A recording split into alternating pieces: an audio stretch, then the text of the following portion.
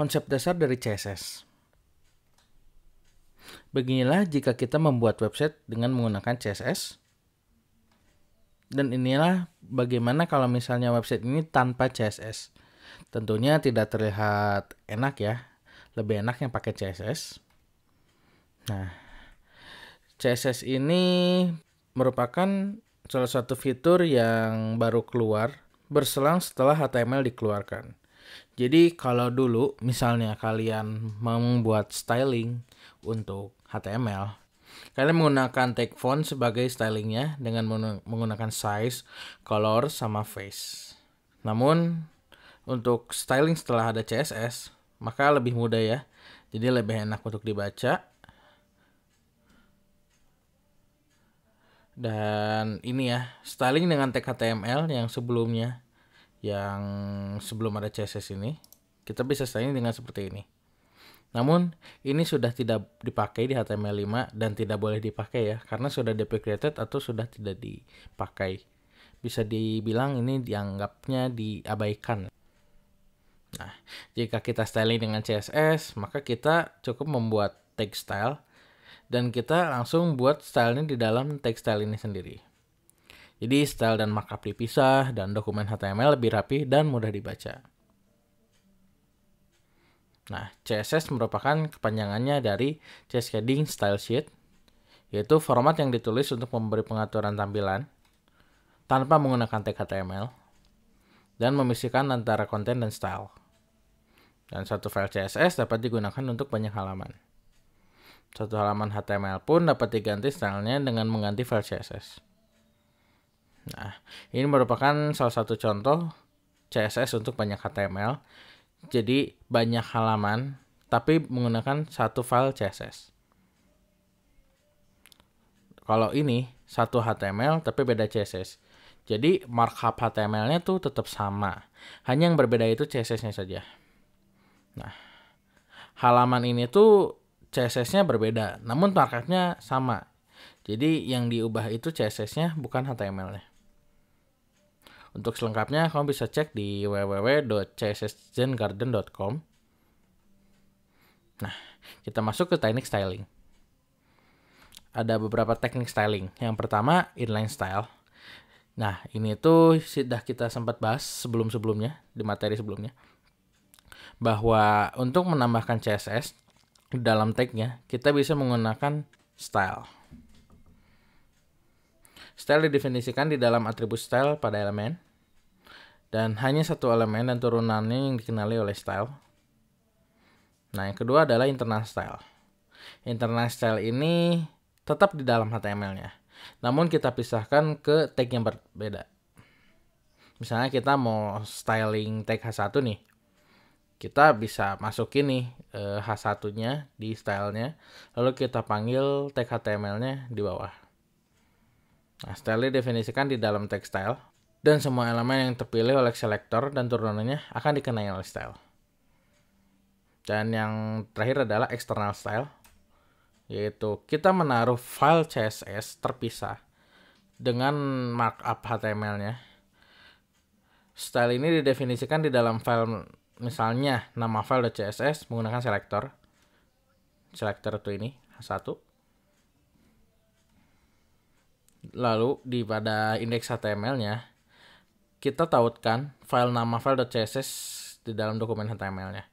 Jadi kalau misalnya kita punya nama filenya style.css, maka kita linkkan style CSS-nya dengan cara mengetikkan seperti ini. Link href style.css real style sheet type text /css. Nah, jadi ini secara otomatis bakal refer ke sini ya. Nah, anatomi dari CSS. Anatomi dari CSS itu seperti ini. Selector, property, value. Dan dibungkus oleh kurung kurawal dan titik 2. Contoh nih, misalnya nih saya mau styling tag H1 nih. Berarti saya tinggal tentukan H1-nya di sini. Propertinya apa? Color. Misalnya warna saya pengen warna merah. Berarti di sini saya akan tuliskan red. Nah, ini selektornya, ini propertinya, ini value-nya. Contoh untuk CSS. Nih, misalnya saya pilih H1, warnanya merah, ukuran fontnya 40 pixel, dan teksnya rata tengah. Nah, untuk menambahkan lebih dari satu, gunakan titik koma ya untuk memisahkan antara style. Jadi setelah ini kita tambah titik koma, tambah titik koma, tambah titik koma. Nah, untuk CSS selector digunakan untuk memilih elemen HTML yang akan dikenai style. Dan pemilihan elemen tersebut menggunakan nama tag, nilai atribut, atau pola tertentu. Nah, semakin kompleks struktur HTML, pemilihan elemen dapat dibuat kompleks juga. Nah, cara bacanya gimana sih? Pilih elemen H1 pada dokumen ini, lalu set property color-nya yang ini menjadi red. Nah, ini adalah salah satu contoh text selector. Sini kita ada beberapa contoh H1, P, dan IMG. Nah, di sini juga ada yang berbeda nih dibandingkan yang atas. Bedanya apa sih? Nah, kalau ini single selector ya yang atas itu. Tapi kalau yang di bawah itu multiple selector. Jadi kita menargetkan tag yang berbeda, tapi stylingnya sama. Nah, misalnya kita bisa tentukan dengan class atau ID selector. Caranya gimana? Kalau class, kita tandai dengan titik. Ini artinya menargetan class read yang ini ya. Kalau misalnya hashtag ini, berarti dia menargetan ID dengan nama yang sesuai. Berarti di sini highlight. Dan secara otomatis ini akan berwarna kuning dan ini akan berwarna merah. Dan ada juga yang namanya pseudo class selector. Nah, ini maksudnya apa sih? Nah, jika kita mempunyai satu tag dan kita ingin tentukan dari sisi aksinya, misalnya nih, saya mau hover atau taruh kursor saya di bagian elemen ini. Apa sih yang bakal terjadi? Nah, kalau itu di HTML itu namanya hover ya. Pseudo class selectornya adalah hover. Maka jika kita hover teks yang kita inginkan, maka ini akan berubah warna.